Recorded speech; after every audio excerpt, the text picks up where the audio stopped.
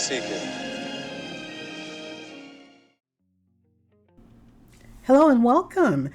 I'm Dr. A.Y. Heath and I welcome you to Legacy on Screen. This is a new program here on the Honor Society's YouTube channel here at the LA Film School. And it's here where we slow down, breathe a little, and honor the storytellers who shape the creative world we're stepping into. This is the first episode, and I wanted to do something really important on a subject that I think is real critical in this conversation of creating, being a filmmaker, being here as a student, as an independent filmmaker. And it's also an episode I wish I didn't have to make so soon.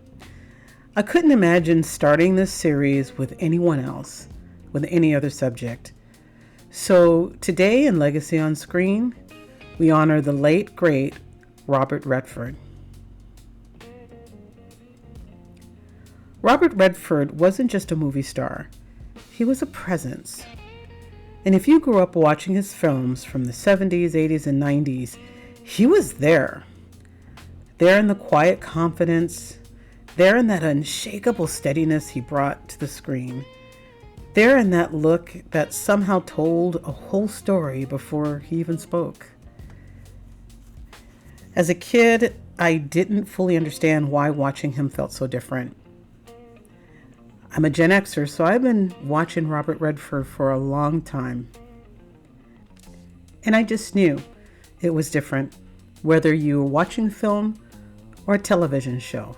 Yes, television.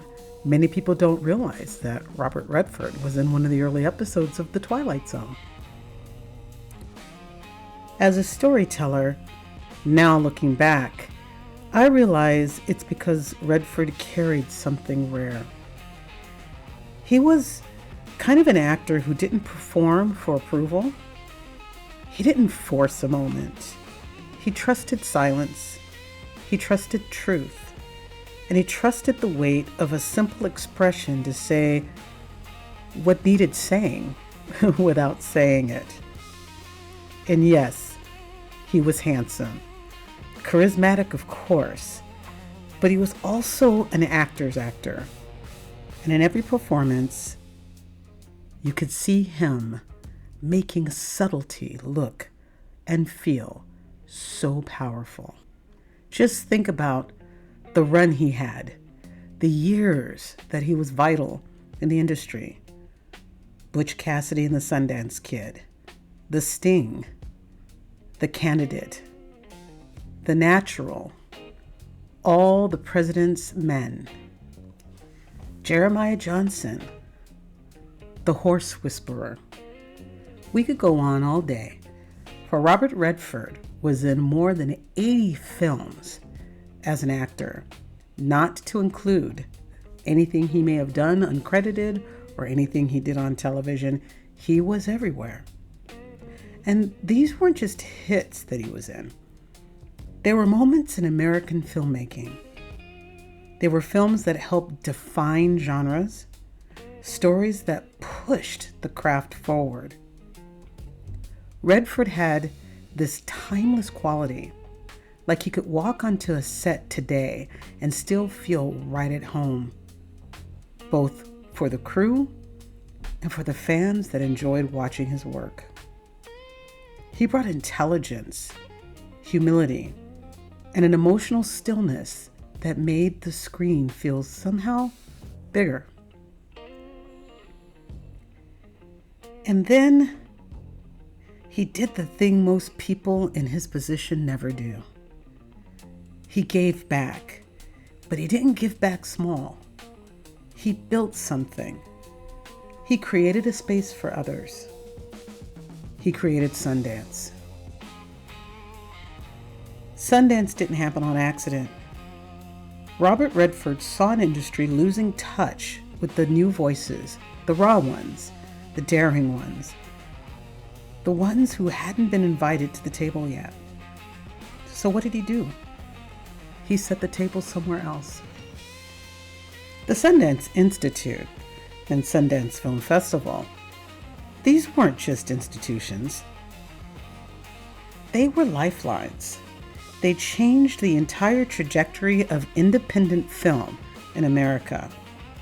Before Sundance, indie filmmakers were scattered, underfunded, undiscovered, unheard. After Sundance, we got the next generation, then the next, and then the next. Dozens of careers exist today because he was willing to believe that the future of cinema wasn't in studios. It was in the storytellers. And what used to be just an interesting thing in the industry called indie films has now become a major funnel of some of the most celebrated art and craft in the industry. And this is where it hits home for us. Filmmakers that are coming up, students like us here at the LA Film School, because we're a part of that lineage. Every student discovering their voice, every filmmaker learning to trust their vision, every writer fighting to tell a story in a way only they can. We are all living inside the world Robert Redford built. The independent film community, the world where fresh voices rise, exists because he believed it should. He didn't just create opportunities for filmmakers, he created a culture, a home for the outsiders, the risk takers, the visionaries, the students who didn't want to wait for permission. That's why honoring him isn't just nostalgia. It's recognizing that our dreams are possible because he chose to make room for us. For me, this is personal. I grew up watching Robert Redford. I admired him long before I knew why. As a creative now, a storyteller, a writer, a filmmaker, I understand it so much more clearly now. He modeled creative integrity. He modeled generosity. He modeled what leadership in the arts could look like. He didn't have to open the door for new voices. He didn't have to lift others up. He didn't have to invest in the future. But he did. And it changed everything. Robert Redford's legacy isn't only in the films he made. It's in the filmmakers he championed. It's the students pursuing their first stories. It's in every independent project that dared to exist. It's everywhere. So thank you, Mr. Redford, for the films we loved, for the vision you carried, and for the door you opened for the rest of us. I don't know. What do you think? Did you know all these facts about Robert Redford? Are you a fan of his? And if so, drop your favorite film below and let's talk about it. If his work ever inspired you, tell us about it.